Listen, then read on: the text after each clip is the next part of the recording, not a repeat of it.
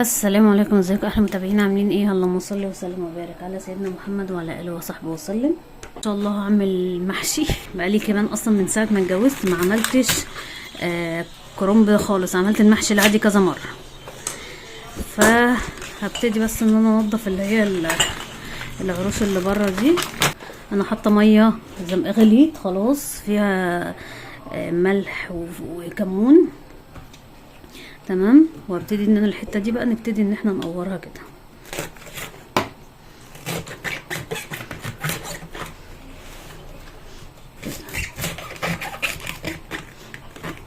ابتدي ان انا هسلق ورقه ورقه.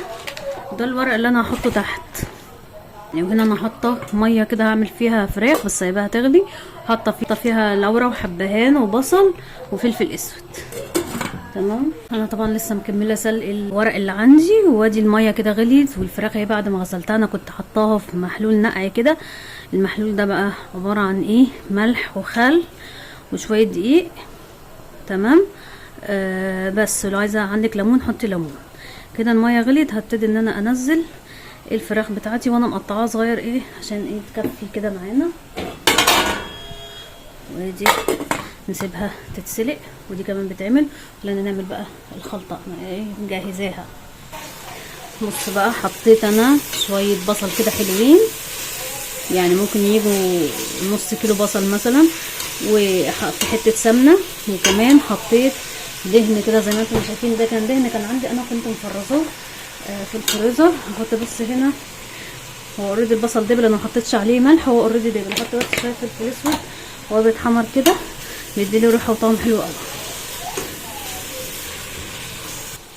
بعد كده هضيف الطماطم المضروبه، والطماطم دي تقريبا يعني من كيلو وكيلو ونص كده، يعني طماطم كتير، هو المحشي بيحب الطماطم الكتير. وصلصه بقى، ده كان اخر حبه في البرطمان الصلصه، هضيفه كله وهاخد طبعا بالميه كده مش هسيبه.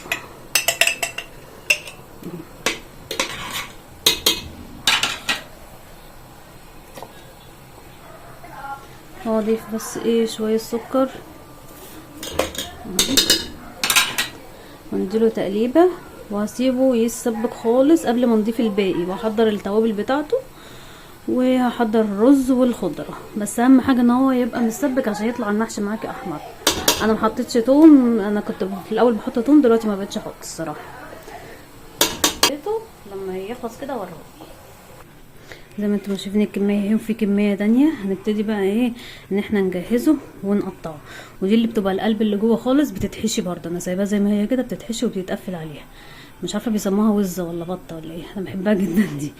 النقط دي بتاعت الكمون، عشان محدش يقول لي ده ايه ده. النقط دي بتاعت الكمون، انا مكتره كمون فيه. هنبتدي بقى دلوقتي نقطعه. بصوا، نمسك كده الورقه بتاعتنا، نشيل العروش دي، تمام. وادي الورقه اهي، نبتدي ان احنا نلفها، ونبتدي ان احنا نقطع. بس ما تيجي نقطعيه بقى هيبقى ايه عامل زي الشريط كده.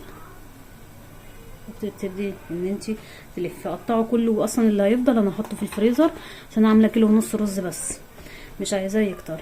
ممكن حته زي دي برضو شيل العروش بتاعتها وتتحشي برضو. ودول في الناس بتخلل الجزء اللي بيفضل ده، هكملهم كلهم. بس دلوقتي خلينا نعمل الخلطه. كده عندي الخلطه زي ما انتم شايفين اتسبكت، وشايفين الصلصه بتاعتها عملت كده من فوق وتقلت. بص تقلت ازاي. وانا كمان بواقي انا هعمل عندي كام حبه كده فلفل رومي، فقلت برضو احطهم يتحشوا. فالبواقي بتاعتهم حطيتها هنا، شايفين الفلفل الرومي اهو. هحط بقى التوابل. عندي هنا انا مستخدمه المعلقه الصغننه دي، شايفين؟ تمام. دي كده تقريبا معلقه كبيره ملح. من كل حاجه بقى نص معلقه من دي. نعناع، كمون، كزبره، فلفل اسود، شطه، حبيت يبقوا مشطه شويه، بابريكا بتدي لون حلو، وده نعناع مجفف، ماشي. هبتدي ان انا احط التوابل، انزل بالخضره. الخضره نقعتها في شويه ميه مع خل، وبعد كده قطعتها دول 4 حزم قلبتين كده. وهبتدي ان انا انزل بالرز على طول. انا عامله كيلو ونص رز وغسلته، كيلو ونص رز مغسول بس. وكده خلاص الخلطة بتاعتنا خلصت، وانا قطعت كمان الورق كله، ونبتدي بقى نحشي برواقه كده. الورق اللي احنا قطعناه اهو، وده فلفل رومي كان عندي بس هيدي ريحه حلوه يعني. وده كده اي ورق كان مقطع او حاجه حطيته من تحت كده. دي بقى العروش دي انا مش هرميها، انا هخللها فسبتها، شايفينها قطعتها كده وقلت هركنها على جنب هسيبها. وادي الخلطه بتاعتي، هبتدي ان انا بقى الفه. اما الفه بقى واخلصه كده هوريهولكم. تقريبا انا الوحيده اللي ما بعرفش الف الا على طبق. يعني في ناس بتمسك كده الورقه على ايديها وتلف يعني بكل اريحيه يعني، لكن انا الوحيده اللي بعرف ان انا الف على طبق، بس ما بعرفش الف على ايدي الصراحه. فزي ما انتم شايفين لفيته اهو، وابتدي ان انا ارصصه في الحله في الطبقه اللي انا حطاها من تحت. هوريكم برضو مره تانية. ده الشريط بقى اللي احنا بنبقى ايه، انا مسميها الشريط اللي احنا بنبقى مقطعينه. بحط كده حبه حشو، يا ريت ما تكتريش عشان ما يخرجش، وابتدي لفي. وبعد كده بخلي جنبي سكينه، بروح قطعه بالسكينه بس كده، وهبتدي ارصصه كله في الحله عشان يستوي. بصوا بقى، عملت تقريبا نص الحله اهو، وكملت الباقي فلفل، وعملت كمان البطايه دي اهي، وقلت انجزهم احطهم يستووا والباقي احط في حله تانية عشان الدنيا ليلت عليا وانا ايه ما عملتش الاكل. فهاخد كده من شوربه الفراخ، ممكن تحط عليها صلصه زي ما انت عايزه يعني. الشوربه سخنه كده زي ما انتم شايفين ومتحدقه. هسويه كده ونسيبه لما يستوي واوريهولكم. وهعمل كمان شوربه لسان عصفور جنبه. حطيت شويه لسان عصفور اهو ويتحمروا كده معايا، وبعد كده هحط لهم الشوربه عشان برضو ايه ننجز اليوم بتاعنا مش راضي يطلع كده زي ما انتم شايفين. حطيت عليه الشوربه، خد غلوه وطفيت بس، وغطيه وهو هيكمل سوا كده مع نفسه. لما اخلص بقى الاكل كله اوريهولكم. بصوا بقى، ادي حله ما بعرفش ارص قوي، وادي الحله التانية الصغننه دي هوديها لماما. وده اللي هو هخلله. وده بقى نغرف الاكل. اخيرا خلصت يعني. دي بتاعت بكره، واللي انا سويتها النهارده دي بتاعت النهارده، دي كده بتاعت بكره، ودي بتاعت ماما. فكده تمام. عملت لي ما شاء الله كميه حلوه. الحله اهي، شيل الطبق. انا حاطه طبق بس عشان ايه، شايفين استوى. طبق سخن جدا، ما بيحصلوش حاجه الطبق على فكره.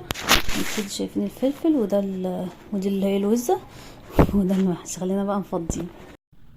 شايفين طبعا المنظر يتحدث عن نفسه. انا مش عارفه ليه الكاميرا بتعمل كده، بس عايزه اوريكم بس نعمل زوم كده على المحشي، وقد ايه الخلطه لونها احمر برغم ان هو استوى، بس شكله فظيع. انا بروح قلبها على طول من الحله على الطبق عشان ما يتقطعش ولا اي حاجه.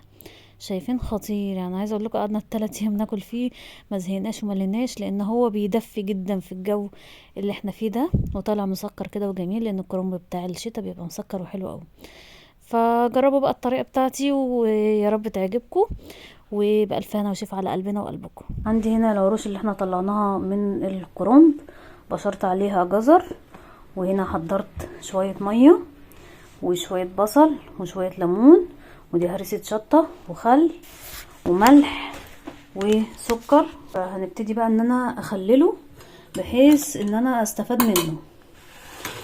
فعندي هنا المية دي مية مغلية، وانا سبتها تبرد شوية بس هي لسه ما بردتش قوي الصراحة.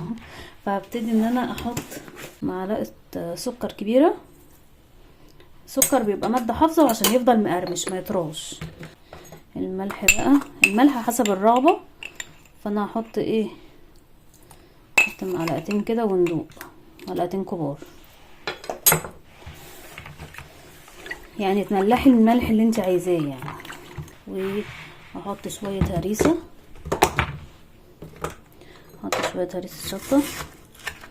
بصوا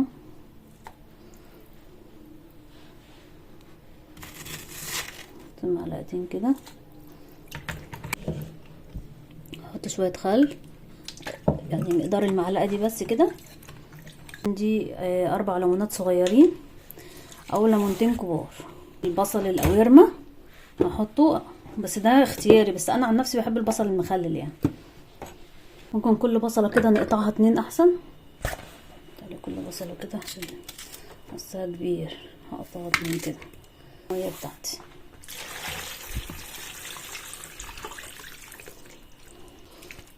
عايزه اقول لكم الجزر ده بيتاكل برضو، بيبقى جميل جدا، بياخد من الطعم وبيبقى جميل جدا. اي كيس اهو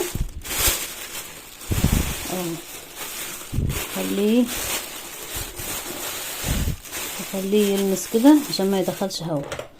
وعندي الكفر بتاعه هقفل عليه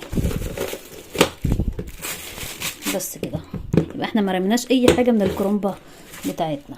لما اطلعه بقى ممكن ابقى اوريهولكم، بس انا هسيبه اسبوع كده بعد كده نبقى ناكله.